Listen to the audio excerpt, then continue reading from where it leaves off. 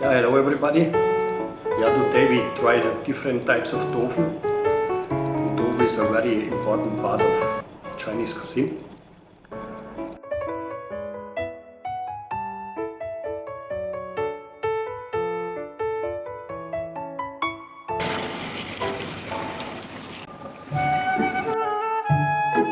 This is mabu tofu.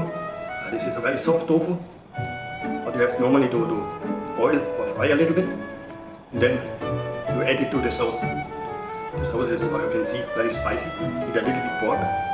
When you want to eat it with pasta, what I normally do, then I make it like a Chinese bolognese sauce.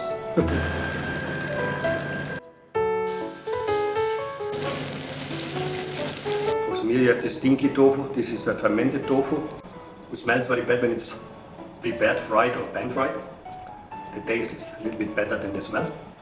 The taste is actually not so bad. The smell when you prepare it is quite. Yeah, and this one it does looks like tofu, but it's also tofu. This is bean curd. Also you only the skin on top of the soya bean milk. When it's get dry, you take it off and then you dry it. This one is chicken filling, but you can find it with any filling, vegetables, beef, pork. Normally it goes with a dipping sauce, but it's quite nice. Thank you, and hope you're enjoying.